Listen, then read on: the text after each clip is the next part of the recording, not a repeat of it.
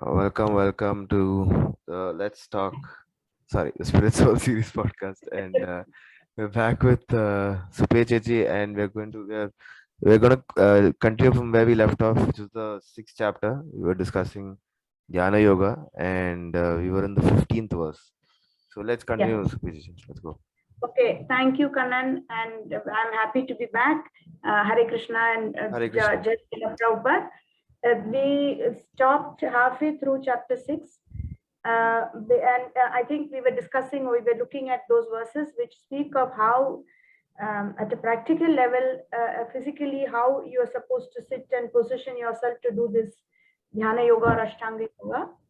And before that, in the verses starting from the beginning of the chapter, the emphasis was on how important the mind is and how you have to make the mind your friend, and it can be your best friend, it can be your worst enemy, etc. So this is like a crucial theme in the entire Bhagavad Gita, in all scripture. In fact, it is the foundation of all spiritual practice, along with the need for regulation and moderation and discipline, and the need for determination to stick to the path you selected, and the need for faith. This business about the mind, because it really is true that the mind is like the seat of everything. So any of the processes you select, eventually it has to subdue the mind. Now the thing about Ashtanga Yoga or Dhyana Yoga is that it helps you subdue the mind, but and the ultimate goal is that they can see the form of Krishna or Vishnu in the heart. But that is the transcendental mind has to be awakened, not just the ordinary mundane mind. The problem with this process is not only that it's very tough, and that's the reason why later we will see how Arjuna rejects it. The problem with the process is it's a mystical process, it's not a devotional process. And much of the endeavor is by the practitioner, and there's very little help from the other side, from the Lord, apart from numerous other complications. So it's a mystical process, and being a mystical process rather than a devotional process, it's more at the level of the mind and the intelligence and controlling the senses. Very little happens really in the heart. Devotional process is the opposite. Krishna straightaway becomes a partner in the joint venture. So, and it's all changes happening at the level of the heart. The mystical process, last time we discussed this briefly. Another big danger is that being a mystical process, one of its byproducts as the yogi is going up this eightfold path, is that he develops certain powers, like magical powers, mystical powers. They're called the mystic siddhis. I think there are 8 of them. And those siddhis themselves are so alarmingly wondrous or alarmingly impressive that a yogi can very well get floored by the powers he has developed and say, okay, I don't want the topmost goal. I'm quite happy just dabbling in these different mystic siddhis and enjoying myself. It happens to the majority of yogis. And they include, we discussed last time, that yogi then develops the power to become smaller than an atom, heavier than a big rock, lighter than a feather. He can put out his hand even to another planet and grab whatever he wants. He can enter into another person. He can change his form at will, the way Ravana changed it and became that golden deer. He can all kinds of like wondrous and wonderful things. So that's a natural byproduct, and it's a big danger. Now the path itself, like in the last class we discussed, it starts with yama niyama, that is the rules, the do's and the don'ts. Some things you should do, and some things you can't do at all on the process. Yama niyama, then there is asana, that you sit down, and there are rules even about how you sit, where you sit, on what you sit, in which pose you sit. Then there is pranayama. Having sat down, you will learn to control your breath. So that's already 4 done. Then comes pratyahara. And pratyahara is like the crucial, the watershed, where pratyahara means that you are now withdrawing your senses completely from the sense objects. Having done that, people go through then dharana, dhyana, samadhi. Samadhi is the ultimate, and they see the Lord in the heart. So this is easier said than done. Very, very few yogis in the past actually achieve success. Once they achieve success, they can exit the body of their own will at a muhurta or time they select. They can unseat the soul, which is somewhere in the region of the heart, and push it out. Anyway, Where do they then decide to go? They can go to one of the upper planets. It's called usually Maharloka, Janaloka, Tapaloka, etc. They can carry on practicing this even for many, many, many years and being amidst other rishis who are on this track or path, and who by then they've got so much taste. Like someone who struggled very hard and finds that he can really get 100 upon 100 in, say, a very difficult branch of maths. After that, it's like they develop so much taste for it. They just want to keep doing that. So that's the case with the yogi. The heart has to harden. This is a risky bit, because in order to bring your senses under control, you have to harden your heart and steel yourself and say, even if I'm dying to eat that particular something, I will decide not to eat. We know that. Even if you're fasting or dieting, it is just a tough process. Even if it is my hands are freezing, I will stand for it till I count 10 in that freezing river. And like this, they increase the duration. So it hardens the heart. And there's a very good chance that they will miss the bhakti path completely. There are more dangers on this track. That is that when they have completely brought control over the airs upward and brought their senses under control, when they see the Lord within the heart, even at this stage, there is a pitfall that they fail to see the difference between the soul and the super soul. They mistake that the soul and the super soul are one. So this is again means that they start thinking they are God. And at this stage, and more than all these issues, we know from what you've read in the Bhagavatam that there are sages who've been on this process, but they have not actually in effect been able to control the senses. So the minute they come in contact with external forces or external stimuli, they again fall for a sense pleasure. We know Vishwamitra Muni and Menaka, and the next time when I think Ramba comes again to seduce him, he makes sure that he doesn't get seduced, but he's so angry, he's not controlled anger, that he destroys all the progress he made because of the anger he shows against Ramba. Similarly with that Shaubhara Muni and the fish that he sees mating, and then he breaks his, mind you, that he was sitting underwater for I don't know how many years, zillion years. But the minute he opens his eyes and sees this, and then he goes on to have so many progeny, so many children. So it's not a fault, it is not a risk-free method at all, and practically impossible in our time, because we read in the last section that you have to go to a Shuchau Deshe, means a very clean place in the forest, very suitable for this.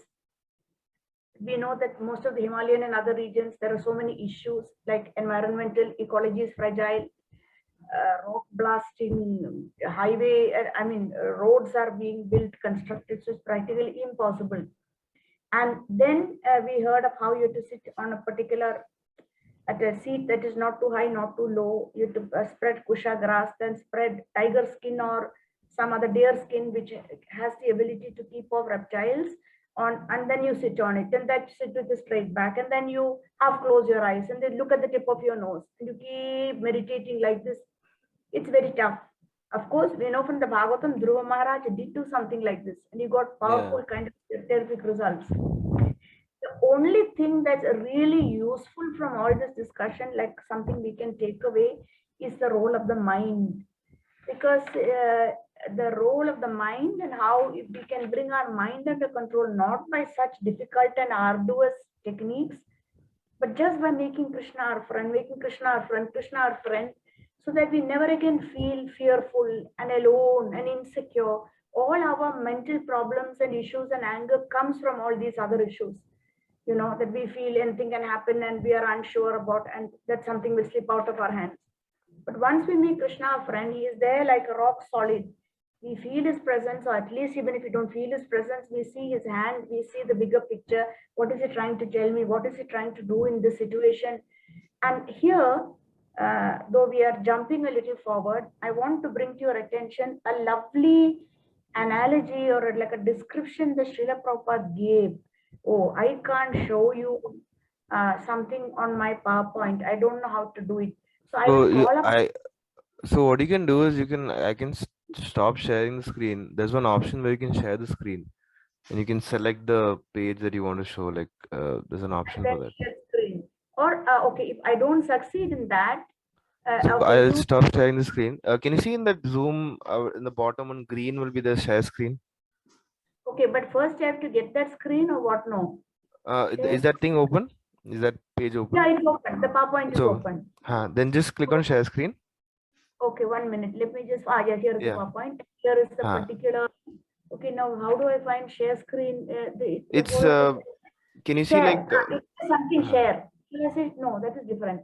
Just share is something else. it's This is like a, on the bottom, can you see mute, stop audio, security, participants, chat, share but screen? this is just a PowerPoint. No, so none of that is coming. It's, No, you have to do it in Zoom. In Zoom, you have to do it, not in the well, PowerPoint. oh, I see. So I Huh. close the PowerPoint for now. I mean, No, no, I no. minimize it. No, I Yeah, keep it. No, correct, correct. Yeah, minimize it and I then can see share screen. I can see yeah, share screen. yeah. Click on that. So post disabled participant screen sharing. One sec, one sec, one sec, one sec. I'll just give me a minute. More allow to wait. I'll just make you the host also. Why can't I? Just give me a minute. Yeah, yeah. Sorry, guys. It's I'll just Yeah. okay.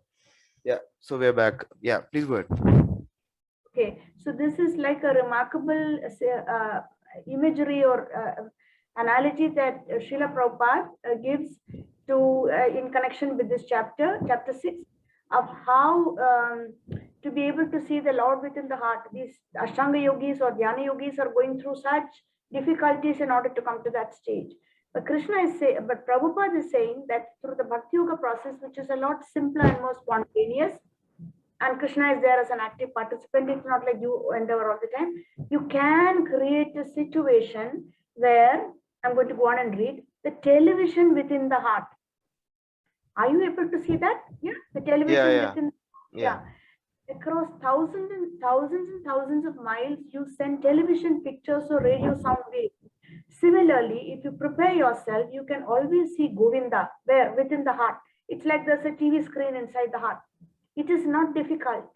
This is stated in Brahma Samhita, Premanjana Churita Bhakti Vilochanena, that you see with the Lord with eyes which are anointed, not with kajal and koil, but with the pulp of love. You simply have to prepare your eyes and your mind in that way. It's like having a television set within your heart. This is the perfection of yoga. You do not have to purchase a television set. It is there, and God is also there, but you have to repair it. You can see, you can hear, you can talk, provided you have that set working, okay, in good condition. You simply repair it. And the repairing process is Krishna consciousness. You have all you need within you. And it goes on to say, for repairing, you will need an expert mechanic. Similarly, you need the guidance of the guru, you need your practice, and so on. My thing goes down here, 1 minute, yeah. So it's what can I say? It's like it's a brilliant analogy how the repairing process, how it's already there. We have to get it working, fiddle with it, or I mean, repair it with an expert mechanic. And that you, if it is installed in a fairly easy way, even if we are not walking around seeing a blue Krishna inside the heart, we are aware, of his presence and the arrangements that he is doing, or lessons he is teaching, and the punishment he is doing. So this is a great one for this chapter 6 of how in the heart you can bring the Lord to come and show himself there within a TV screen. And apart from that, from chapter 6, 16th verse on, which is really our section for today, 16th we had done, 15th, 16th you could say we have done. It's emphasized that you need to show moderation and regulation. Like now you've been saying that you have your own schedule daily and how tough it is and how many demands are made because of your job. You are able to keep up a certain amount of reading, and then your dietary habits and so on. You make certain choices. So here, chapter verse 17. Shall I close the screen share? Yeah, yeah. So one second. He who is regulated. Back. Yeah, please go ahead. Verse 17, he who is regulated in his habits of eating, sleeping, recreation, and can work, can mitigate all material pains by practicing the yoga system. Here, okay, eating, sleeping, recreation, work. Recreation, the questions often come up, what is the recreation of the person who's following spiritual path? Should he really be getting into games? Yeah, okay, if he is getting some thrill and exercise and whatnot, but many of these games push you back into rajogun. You have to remember that. Because a whole lot of physical activity is required, and if it's teamwork, then there is competition and you have to win, and there is disappointment. So this is actually a good question. What is the recreation of the person who is trying to practice the spiritual path? His body also needs recreation, his mind needs relaxation. So the thing is, the answer was given by some other commentators on the Bhagavad Gita that ideally it is just walking. Walking, long walking means you're by yourself, and you can, if possible, in like good locality or whatever, I don't know, but walking is given as. My own take on this is, it's okay if you can do your walking, and there is no harm in trying any of the other exercise methods, provided you understand your own nature and balance things out. Like now, for example, I love walking, and that recreation is very important. Walking maintains the metabolism even at a purely mundane physical level.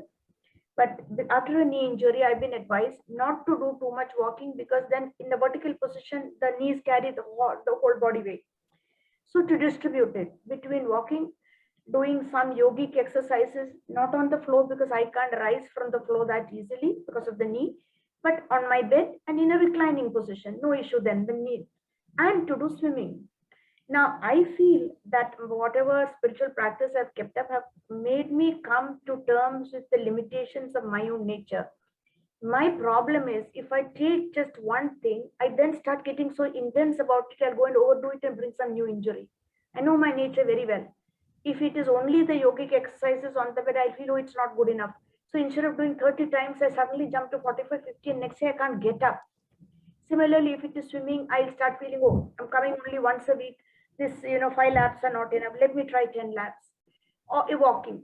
So what I have understood, and I was explaining even with those I live with, that I do a little of all three every week. Mostly do the yogic exercises, reclining position. Baba Ramdev has his videos and the basic yoga. That's it. But it's very helpful to pull in the stomach and so on and improve digestion. And then go once a week for a swim and once a week for a walk and keep reviewing. So I think recreation is very important. Similarly, of course, are the other things, eating, sleeping.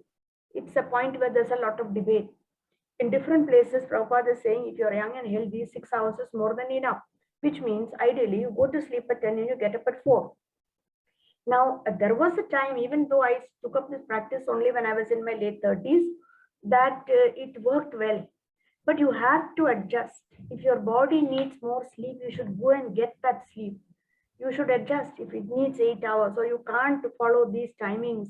The point that is being made is, when we are in mode of ignorance, there is a tendency to sleep and sleep and sleep. It's different if you're physically tired.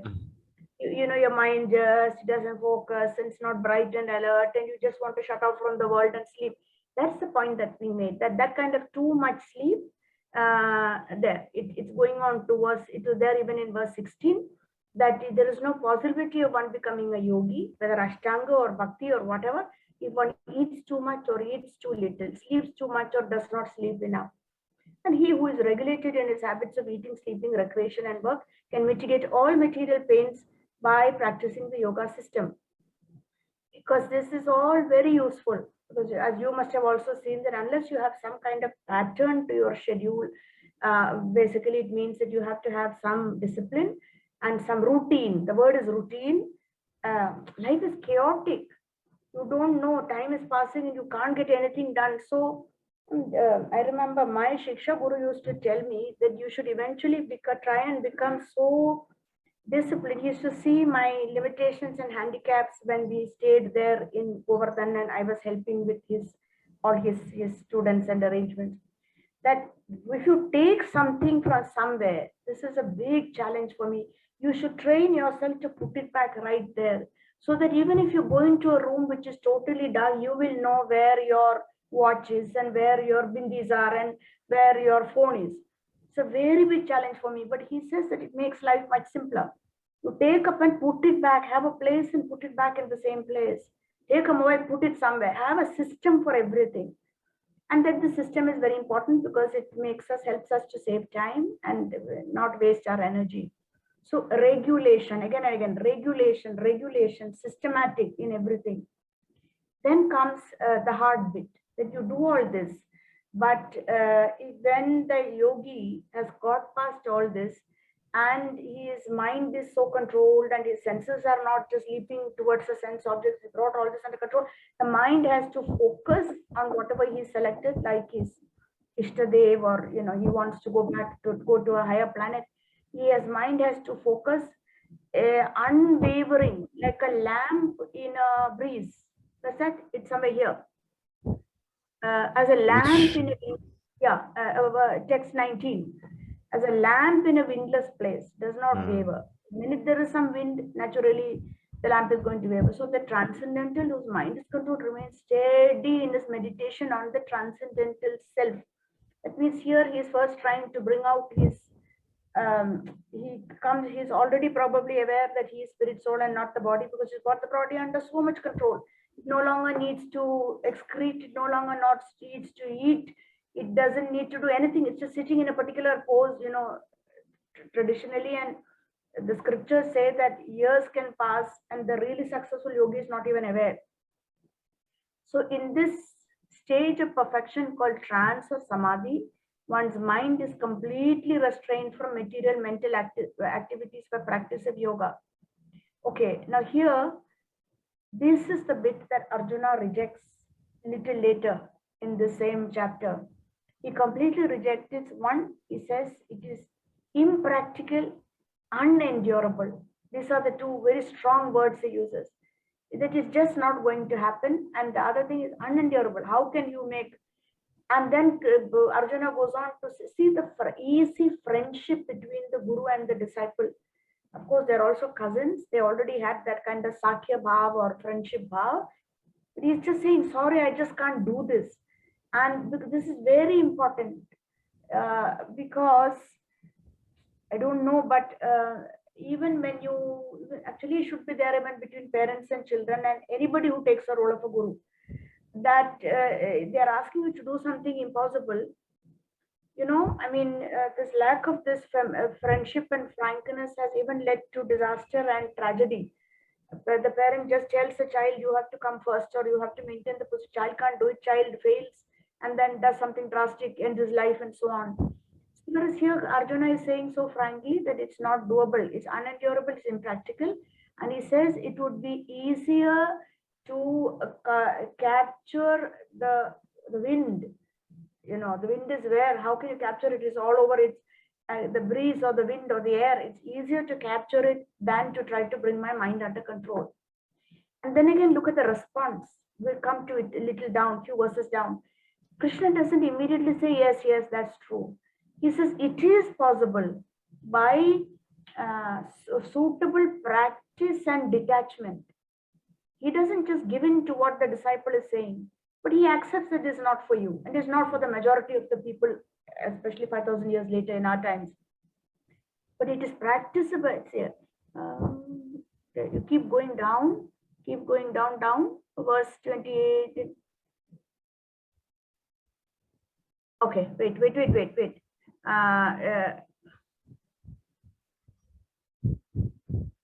Where does Arjuna start saying, okay, go down? Arjuna starts saying, sorry, this is not possible. 33, 34. Yeah, this one, 33. Madhusudan. Oh, yeah, that's right. Yeah, read it out. So text Arjuna said, "Oh Madhusudana, the system of yoga which you have summarized appears impractical and unendurable to me, for the mind is restless and unsteady." The mind is restless, turbulent, obstinate, and very strong, O Krishna. And is subdued. I think it is more difficult than controlling the wind.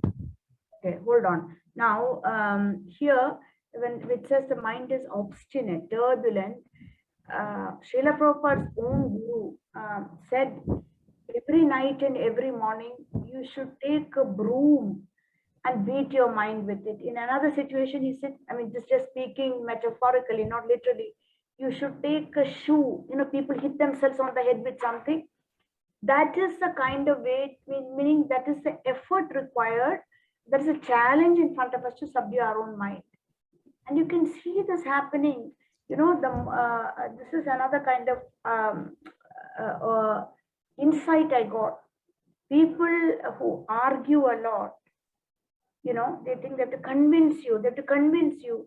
Actually, the insight I really got is what problem they're having is they are not able to turn that inwards and convince themselves and subdue their own mind Yeah. to actually. After the one of the things, like I always feel like people don't have like if you're having you don't actually have any enemies in this world.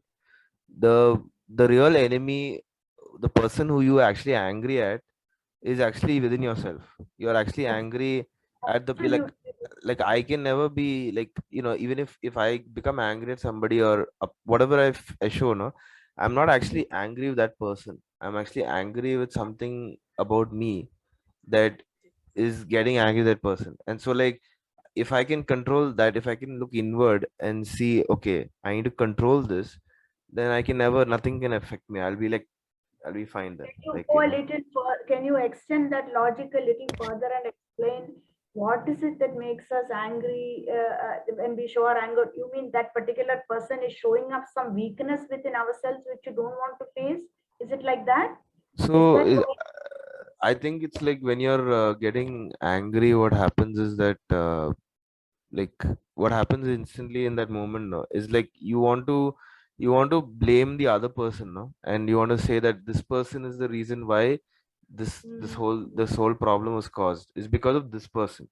So like you want to instantly shift the blame to somebody The, else. And so that's the objective of getting angry. The objective is like whatever that uncomfortable situation is, you want to take that and then put that uncomfortable situation on somebody else.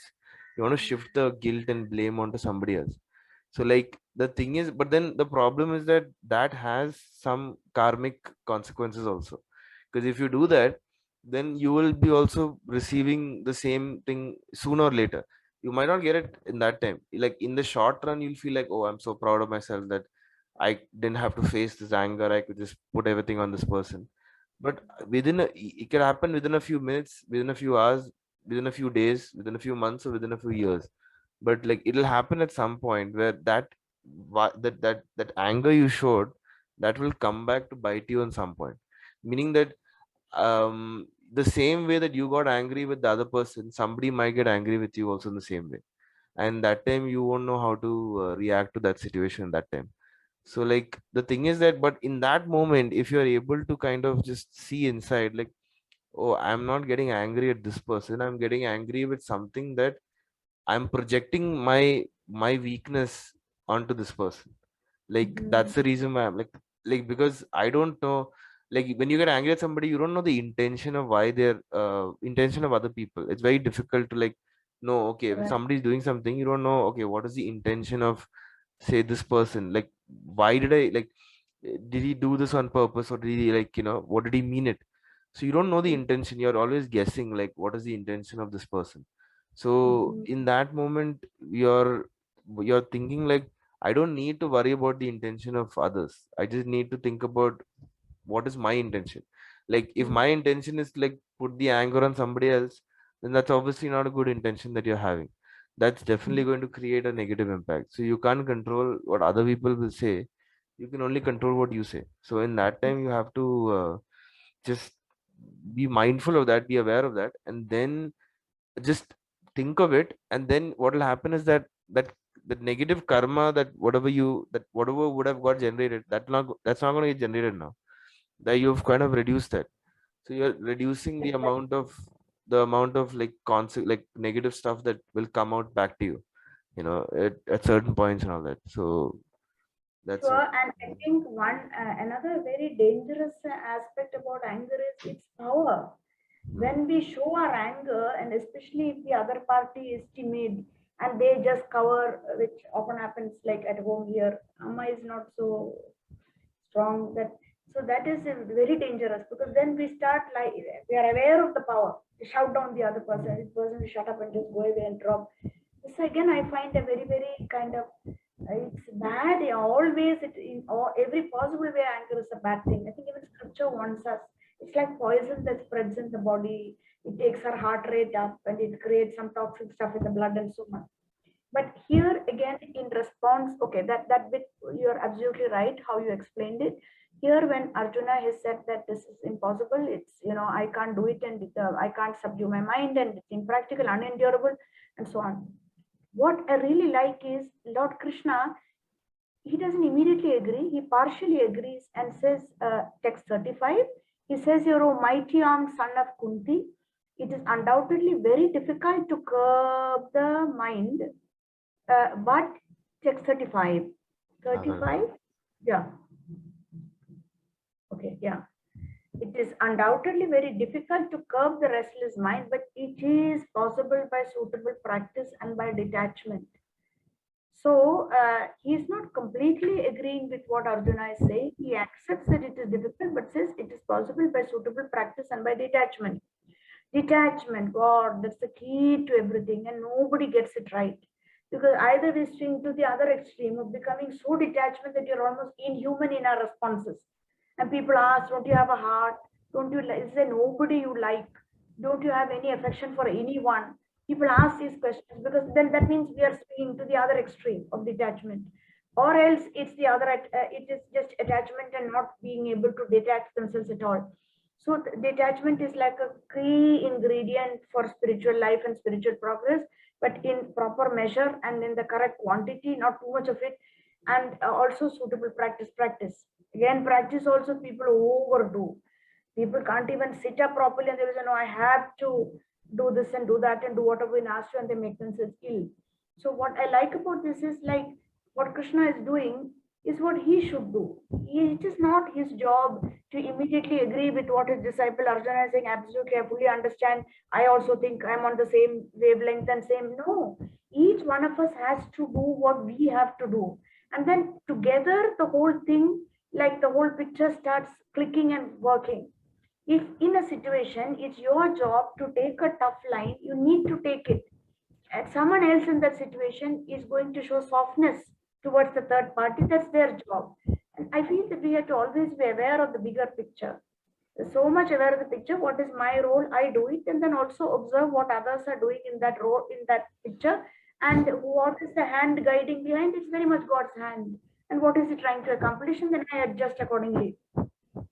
So here, Arjuna is come to it. Now, in terms of because so much of emphasis has been there on regulation. I again want to share. I don't know if it's I do the same thing. Just one of my PowerPoints for this section. What we'll do now, Supriya Chechi, is that Yes. I'm getting that message again about the Okay. remaining time. So what I'll Okay. do is I'll just send you the link again. Okay, Okay. No issues. because Meanwhile, that's I'll fine, hunt right? out. Yeah, No yeah, issues. that's fine. All right. Carry on. Carry on. So just 1 second. Stop share and remaining. I need. Okay. Stop record. Here, I already have got it. Okay. We're back. And here is what I have selected to share because we were talking. Okay. Can you see this now? Yeah. Yeah, yeah. Okay, so this is like not for imitation. Like we said, we should Oh. imitate Lord Shiva, but it's a most extraordinary and interesting kind of pattern he had.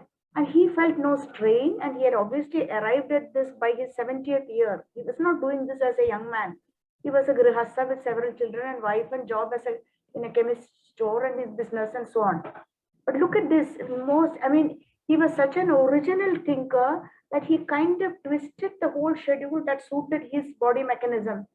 And apparently, just see, 1:30, middle of the night, he would wake up and translate books because wherever he was, never mind if he's in a foreign country, and in a foreign country, they were forced to put up in hotels because there were no temples there to stay in, no devotees, nothing, sometimes in hotels would wake up at 1:30 in the morning because and get about 2 hours of uninterrupted, very quiet all around time. Then there you are. From 3 to 5, he would do his 16 rounds japa. 5:30, invariably walking, recreation, he would go and he would take disciples with him, and they would, at a brisk pace, he would do for 1.5 hours apparently. And the questions and answers that got covered during the walk often are called the morning walk conversations. Some of them are very interesting. Sometimes a disciple would take a opponent's role, just pretending to be opposing and questioning everything he's saying, in the role of a modern scientist or in the role of whatever. So those are the morning walk conversations. So even there, he was very productive. Something came out of it, apart from the walking. And he was very particular. I think there was some situation that there was snow, and inside the hotel they all advised him, you can't go out, it's snowing. So in the hotel lobby he was walking, and he got his 1.5 hours, and the hotel got irritated because I think the sensor lights were switching on and switching off each time he turned and came back. That's when they went to find out, and he said how he got onto the morning walk also is, I think once he became very ill, and a doctor was called, I think it was in the West, and he was practically dying of a heart attack. And the doctor said, I think you should make this recreation or this walk a part of your daily routine, and that's how he got onto it. Now, after 5:30, then some bath ablutions, something 7 o'clock morning program, followed by breakfast. And even his food habits and all were very interesting. He used to eat well. He used to really enjoy his food, the prasadam, and he used to tell people how to make it. 9 to 11:30 attending to management issues. His bath was really late. That's the interesting thing. He managed this much. 11:30, a kind of hot oil, mustard oil, this 70, 78-year-old person we are talking about. 11:30 massage followed by bath. They would keep hot water in one bucket and cold water, and then you would mix the two, take little from both and bathe. 1 o'clock lunch, 2 o'clock some rest. 2 hours rest. So remember, he's getting a 2-hour sleep somewhere in the afternoon. 4 o'clock juice, 5 o'clock receiving guests or lecturing, and then 10 to 11 again rest. So there are 3 hours here already he's got, and then another 3 hours. That's how he was managing in 6 hours. As I said, this is not to imitate, but those who worked with him and lived with him and served him and helped him, just remember that he was just extraordinary how his body could adjust.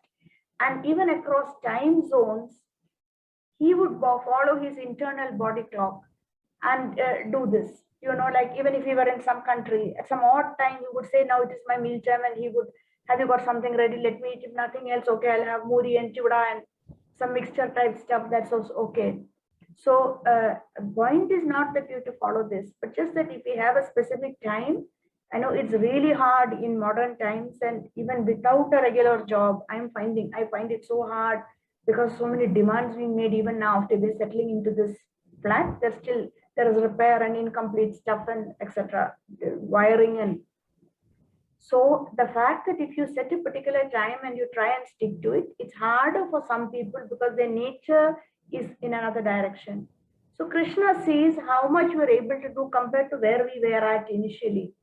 He doesn't expect that everybody will become super regulated. For some people, it is easier. The routine is easier. So this is like a daily schedule. Point being that we must have a schedule. Okay, now we get back to where we were. You get to the verses again. This. Yeah. So we were here, no? And this. Yeah, we're here where basically Krishna has refused. Arjuna has refused and discarded this practice, this process, that it is just too tough. And before that, I think I also wanted to draw your attention. I've highlighted.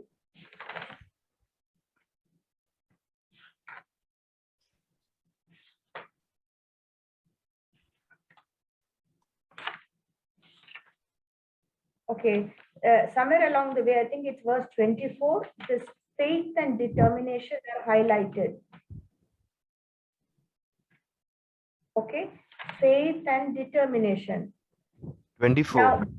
Now, verse 24. Okay. This both are very important, and what I want to point out is, it's not enough to say that we are going to build our own faith and determination. We should be cautious and stay away from people who actually disturb your faith and your determination. This is a precaution one has to take. It's just common sense. doesn't mean that we shouldn't answer intelligently challenging questions. We may not be able to convince them, that's different. But if their only intention is to disturb our faith, and we should stay away not only from people, but incidents or events that are going to completely disturb our faith, and it's all crazy and chaotic, but we're expected to be part of it. It's totally mindless misuse of time, and still there are social pressures, family pressures, or peer pressure from friends.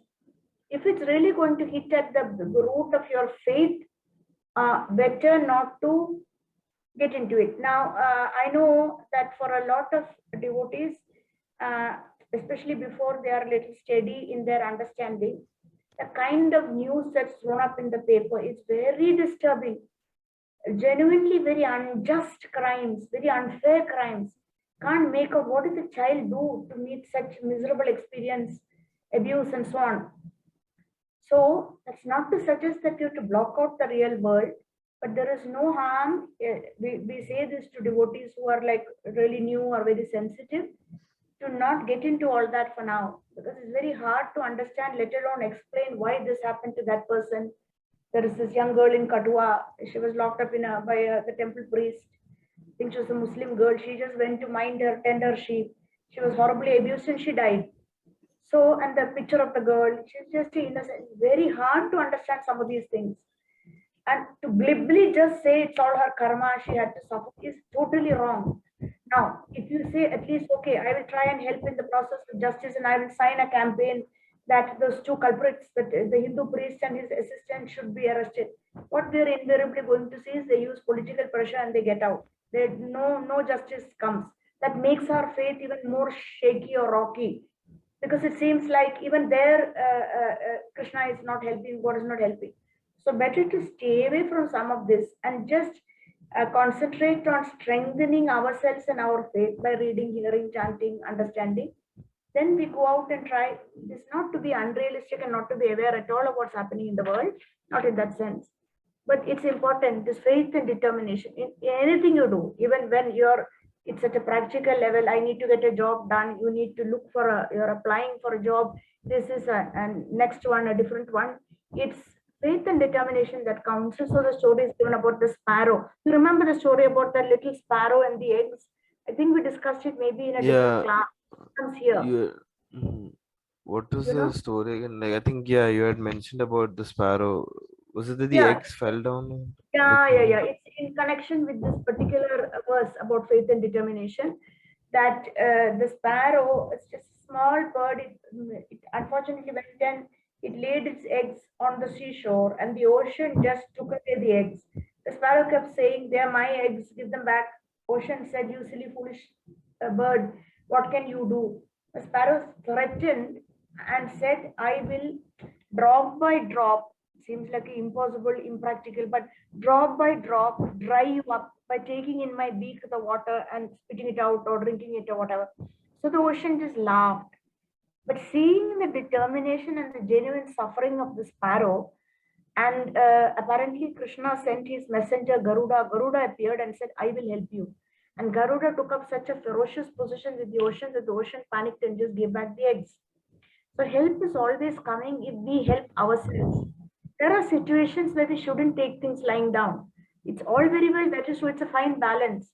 It's true that when we say we shouldn't give it to anger, we shouldn't respond to the taunting of maybe this ocean that thinks it's something very great. That's true, but there's also a fine line. We have to follow our heart. This sparrow obviously was very upset that the eggs are going away. There are little baby sparrows inside. So it put up a fight, and obviously Krishna, in the form of his messenger bird Garuda, liked that and came to the aid of the sparrow. So this happens a lot. I mean, I can narrate very early stages when I came back from the UK and I took up a job in a premier institution in Delhi. It was the National Museum, and everything was very new. And then somehow registrar appeared. It was like a deemed university, so it had to have a chancellor, vice chancellor, and deemed meaning yet to be granted the sanction of a university. The registrar apparently came, naming no names, came with his own plans of how to, you can say, loot. It's very common practice in government offices, especially there, I'm sure everywhere, to loot, to put his hand in the till and start. So he quickly identified people who may not be willing to keep quiet. And he took a dislike to some of us. One of the main people who took a dislike to is me. And my appointment as a research fellow, it didn't mean that I was just sitting and doing research. I had to do a lot of teaching. I had to guide research students. I had to do administrative work, sign files, order things that are required for the classroom, going to the classroom and teach, stay back in the evening and teach the ordinary public, make them aware about art. So it had to be renewed every year. And 2 years had passed and it had got seamlessly renewed. By the second year, this man appeared on the scene and he somehow decided that he will terminate this. So, and when he really got going, he was a tall, hefty man, looking very like a mentally disturbed person. And I think he had some issues, not at all pleasant, no positive light on his face, not a question of being good looking or bad looking. But okay, anyway, he had his disappointments and whatever. So he deliberately somehow obstructed and delayed the automatic renewal, which was being sanctioned by the ministry, because he said, okay, this is a candidate, properly qualified, coming for work, signing in the register, useful. When he obstructed, I was baffled. I was very new in India. I didn't know what to do. And under the pressure of this man's, his powers, all the people who were supposedly on my side just kept quiet and didn't do anything to say, how can you terminate or not renew the research fellow, Miss Supriya Karthas? How can you do that? She's very useful in the running and she's sincere. Nobody opened there. So I remember I was genuinely baffled. One half of my advisors said, okay, just dump it. They're not worth it. This is a typical government setup. Stay back, we'll find something else. Another half said, okay, take it as a sign that you're expected to carry on with more research, go back abroad and so on. But something in me, the spark that I have put in, some value for the work that I had done until then, and no doubt the appreciation and affection of the students, what happened was I decided I'm going to do something. I didn't know what. So I checked and found that the HRD secretary, the HRD ministry was Arjun Singh. I had no interest to go anywhere near him because he's a kind of Congress bigwig. But the HRD secretary in the ministry, secretary is usually an IAS officer, was a man called Mr. Basu Ghosh. It so happened that Basu Ghosh's daughter was also abroad at that time, but we were not such good friends. At one time, she said she's in need of money, her scholarship is not enough. So I fixed her up in a boutique where I was working per the hour to make some extra cash for my touring, traveling. So Sagarika, she is famous now. She was with NDTV, she left. Sagarika Ghosh married to Rajiv Sadesai. happy marriage, 2 children and so on. I am now not in touch with her. But her father, Basu Ghosh, was... so I had no contact with her. She was still abroad, or she was like 1 year later only she left and came. And or she had already married and moved to Bombay. So I didn't go by my usual old school boys club, where you tap some contact. I just wrote and asked for an appointment. I phoned and wrote and asked for an appointment with the secretary. Now at home, my father was very particular about rules. He said he wouldn't lift a finger because he will get shown in a bad light as another bureaucrat, not an IAS. But so I knew no help from that quarter. Anyway, never mind, that was his nature. So I just asked for the secretary, asked for appointment. Somehow it came through. I went in there. And it's not as if I knew Mr. Basu Ghosh or I could say, hello, uncle, do you know I'm Sagarika's friend and all that. I was so nervous because I also knew that I'm going against the institution. So Mr. Basu Ghosh said, what is the issue? I said, I am happy to do the work I've been given. I earned those years, it was 4,500 per month. I said, I am getting the salary and everything regularly. Now this issue has come up. But they are saying they can't do anything. But I would very much like to, I'm not sure if you're even aware that there is such a problem. So he asked for the file and he said, why should they stop you? There is no issue. It is not as if, it should just automatically renew. What is this nonsense? And he just wrote something and he said, okay, it will be taken care of. And what happened was, I went back and he said, from tomorrow you should stay there, go back to work. So I went back and then the director said, okay, yes, we got something from the now, obviously this the registrar, Mr. Gupta, didn't like it at all. So then what he did was, he said, she can continue working, but we can't immediately pay the salary. She'll get it lump sum after six months. So I've continued to work, always an anxiety, no money at the end of the month, no for, because he managed somehow to block. But what happened, because he said it has to be sanctioned again from the ministry and the accounts, and it's all bull, all nonsense. Suddenly the man had a huge stroke, and he didn't appear for work when he came. So remember, there was a Malayali security officer in the National Museum called Mr. Matthews. So he said, we have all heard that, Bhagwan ke ghar mein der hai andher nahi, that, God gives justice, but sometimes it takes long. But this happened really fast.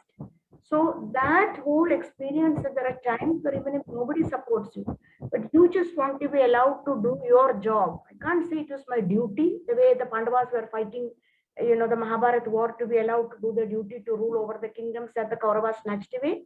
But in a very limited and maybe in a superficial way, that research fellow's job I saw as my duty, because I had got the qualifications 3 years abroad. And to stand up to protect the right to do one's duty, I think that was the first time I experienced it.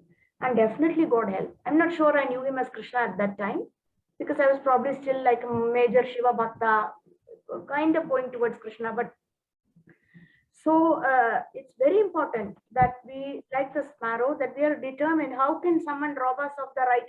Standing up for right and wrong, often devotees dodge, because this is again an issue.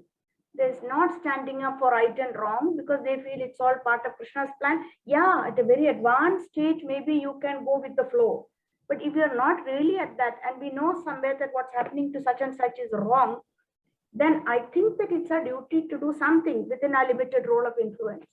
So the sparrow story, that God helps those who help themselves. And therefore, I shared my story of how definitely God helped. I not only got an audience with the right person who could do something, but promptly after that, the person who was doing wrong, he suffered a huge health issue and stroke and stopped coming for work, and eventually went on leave with pay, then without pay, and he was not so old to get all that.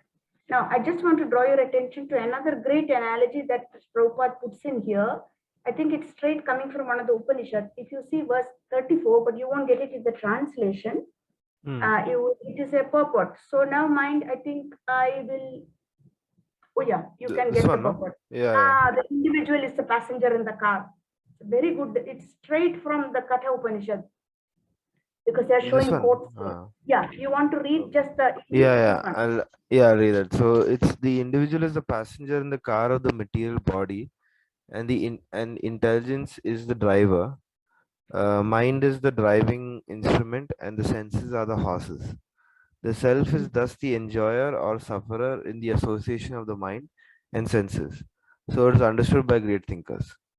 Okay. Because we can also start seeing this interplay within ourselves. Intelligence is supposed to be higher than the mind, so it directs the mind. But the mind yet is so strong and obstinate that sometimes it overcomes one's own intelligence, as an acute infection may overcome the efficacy or effectiveness of medicine. Such a strong mind is supposed to be controlled by the practice of yoga. That's what the Ashtanga yogis are doing. But such practice is never practical for a worldly person like Arjuna. And what can we say about the modern man? Prabhupada is asking. The simile used here is appropriate. One cannot capture the blowing wind, etc. Okay, forget all that now. Just think back about the car and the passenger. And so we are really like a passenger sitting in a car, which is our body. But the passenger normally has very little control. He can tell the driver, and who is the driver? Here, the intelligence is the driver. He can tell the driver, okay, that is the passenger, that is the soul. If the soul is so developed, you can tell the driver, that is in this case, the intelligence, either take me to an alcohol shop or take me to a temple or a good lecture, which will uplift me. So that is very much our choice, is within our hands. And accordingly, the driver, that is the intelligence, then passes the message on to whom? Here, to the mind, which is like the driving instrument. Here they're talking about horses because it is like a cart. But it can also mean in a car, the steering wheel and the gear and the brakes and so on. So it's driving home the point that if our soul is really well developed, or if our intelligence is developed, it can subdue the mind. It can see what the mind is trying to do. It's tempting us into doing wrong. It is tempting us into feeling hurt and depressed. The intelligence is something else. It's even higher than the mind. So we have to develop the intelligence. How do you develop the intelligence? Like what you're doing. Keep on reading the stuff that really makes the intelligence even more sharper, and develop the quality of discrimination. Discrimination is not a cheap quality. It is called Viveka Buddhi. Buddhi, and then there is Viveka Buddhi. It is the ability to tell what is good, what is bad, what not just dump the whole thing as bad or the whole thing as good. The ability to differentiate and discriminate. So this is a really good analogy that we are the passenger. So we don't do the actual driving, but a passenger has a right when he or she gets into a taxi to tell the driver, I need to go here, I need to go there. And the driver then accordingly does the steering so that it turns left or turns right. So you already have 3 people down here. Now There the was sense, one, yeah, there go was on. this, yeah, sorry, I said, there was one doubt actually that I had.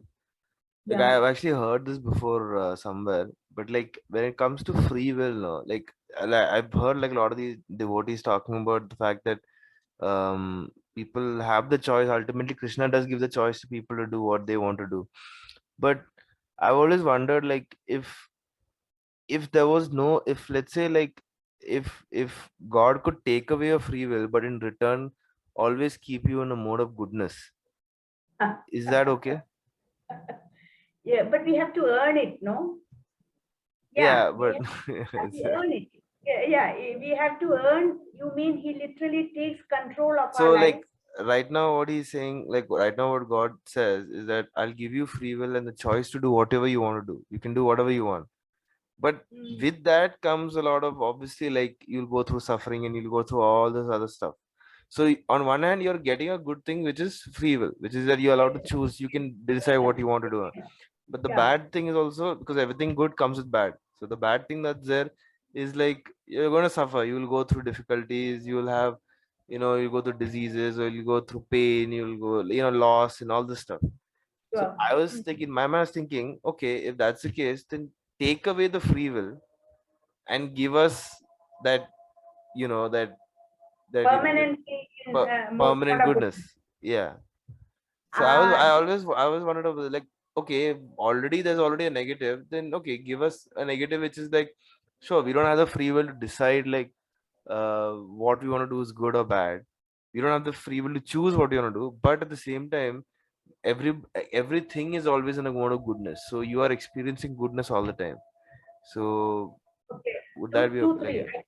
It's a really good question, but I have 2, 3 responses. One, apparently Krishna wants us to, he wants to see us grow and exercise that free will in the mode of goodness or even higher than the mode of goodness. One, he doesn't want us to say, take back that free will and always keep me in the mode of goodness. One is, yeah, if you qualify yourself so much, even without his taking back or you're giving back the free will, automatically your nature has developed to steady goodness, what is called Shuddha, steady Sattva Guna, so that any decision you take, whether to eat or to respond, is anyway going, because Sattva Guna is constantly steady inside you, more steady than in other people where maybe sometimes Rajoguna gets in and Tamaguna gets in.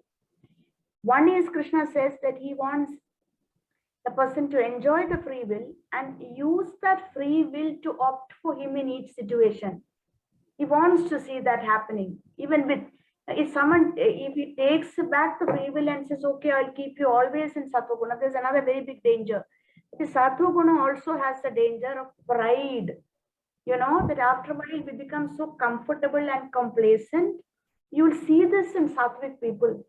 They're so comfortable and complacent that everything they are doing is right. They are respectful, they are clean, they are regulated, they are honest, they are intelligent, they are God fearing. So then, as kind of this, you wait till you come to chapter 14. It talks of one of the great pitfalls of Sattva Guna, of being Chariri Sattva Gunas. We feel, oh, we are much better than most people. And like they say, pride comes before a fall. When that pride sets in a matter of time, you will fall back into Rajogun, because pride really comes before a fall, and pride is itself is a kind of symptom of Rajogun. So there is danger even in Sattva Guna. And what really Krishna wants us to come to is Shuddha Sattva, which is pure goodness, which is considered like higher than Sattva Guna, pure goodness of Shuddha Sattva, where you are so much in constant contact with Krishna that you know what you're doing is really what he wants you to do. That is the platform he wants us to come to. In just Sattva Guna, there is still some distance between the Supreme Lord and us.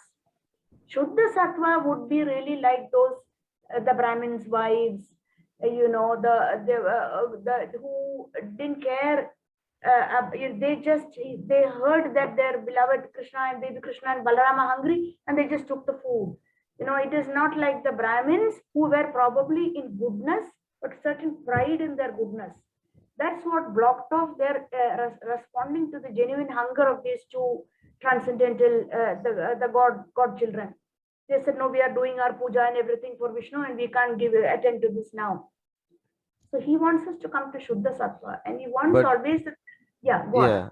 but I always wonder, like, is it like, won't that be like relatively more better than the state of like Relatively, suffering? Let's say relatively like relatively, definitely.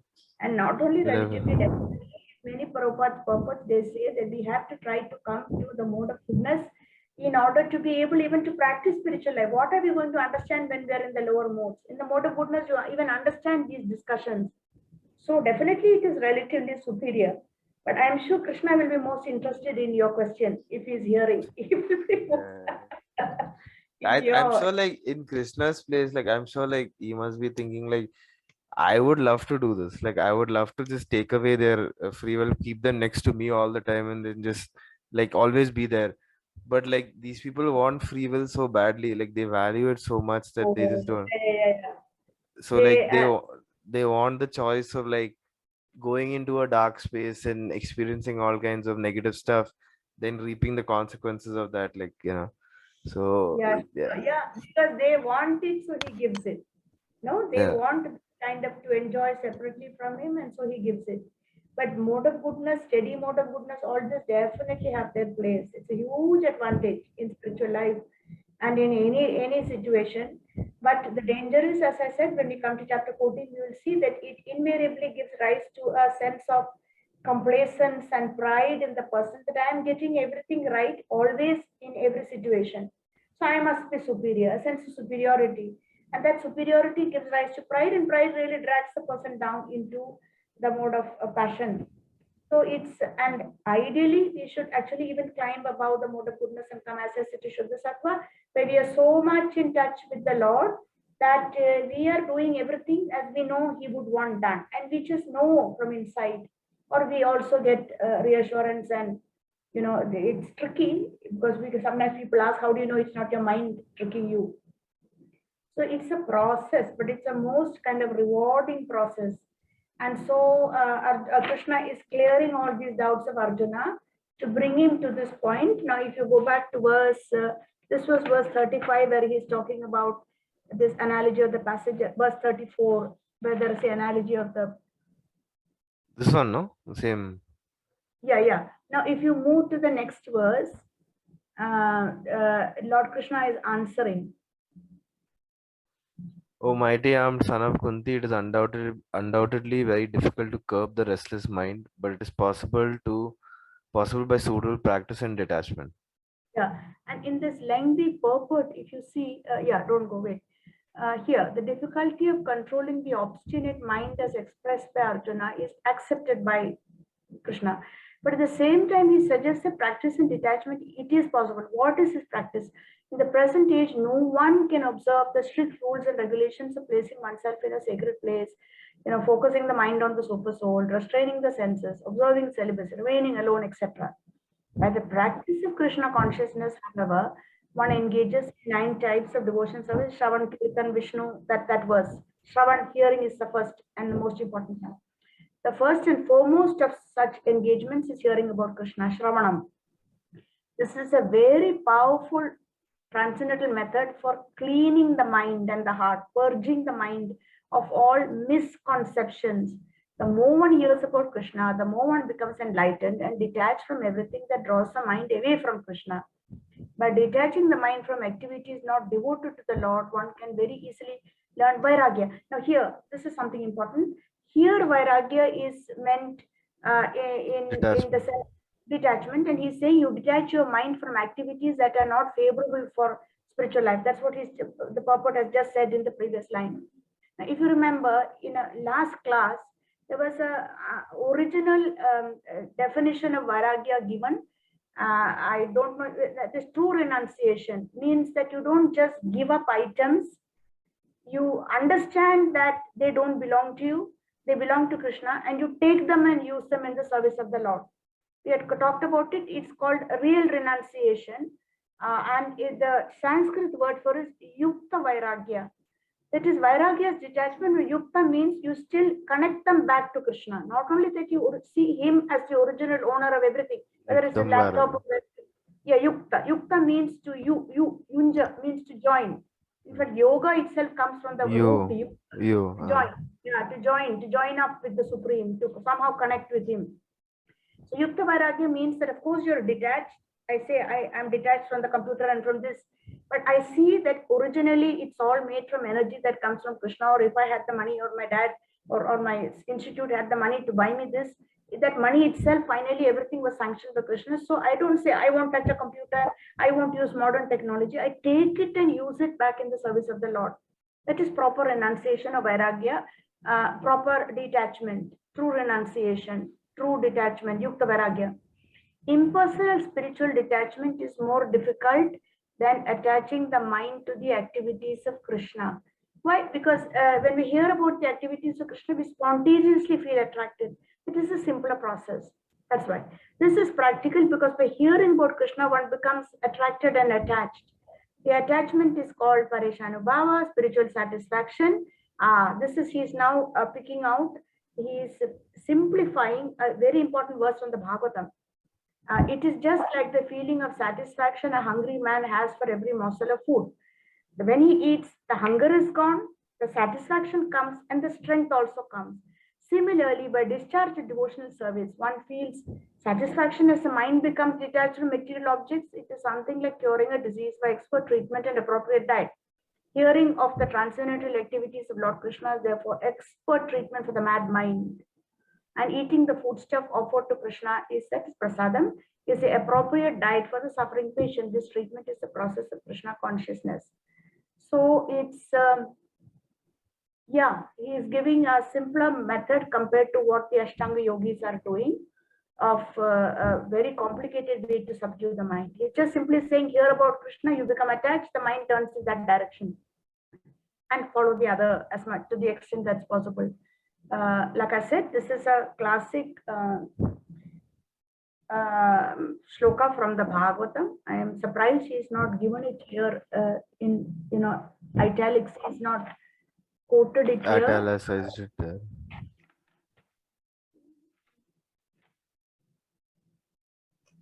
Bhakti Parishanubhava. That's how it starts. Okay, never mind. Or did you know? Do you know how to look up in this version of the Veda base? Just see at the end. Do you have more comments? Normally, in my version, there used to be at the end of a purport, you would see little blue. No, it's not there. No. Okay, fine. Because that might have taken you straight to the particular Bhagavatam verse. Okay, not important. He's practically explained everything here. That just like food, when you eat, your hunger goes away, you feel satisfaction, and you start, body gets gain strength because which was weak. Similarly, when you do devotional service, you get the detachment, you get satisfaction, and you get bhakti. Bhakti parishanubhava. That is a verse. Just give me a moment. Bhakti Parishanubhava Sarvatra. That's how it starts.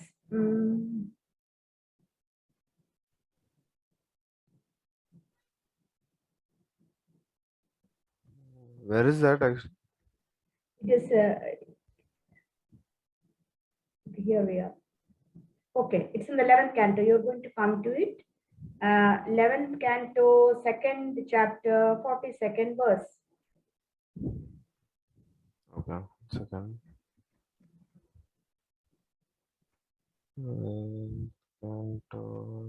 Of the Bhagavatam, 42nd verse. So that is the sun. Direct devotion, the sun. Devotion, Yeah. direct experience of the Supreme Lord, and detachment from other things. These three occur simultaneously for one who has taken shelter of the Supreme Personality of Godhead. In the same way that pleasure, nourishment, and relief from hunger come simultaneously and increase with each Indeed. bite. Okay, so here three things are happening when one has taken shelter doing devotion service. There is, you get devotion, you get direct experience with the Supreme Lord, and you get detachment. Why do you get detachment? You don't have to artificially develop detachment by controlling your senses like these Ashtanga yogis. Automatically it comes because there's so much more attachment to the Supreme Lord. When you experience that attachment, by contrast, the things that were actually pulling you and keeping you, they fade. The detachment towards those things develops. That's the point. This is a famous verse. I'm surprised they didn't stick it into the purport. Like Okay, a anyway. reference sort of thing.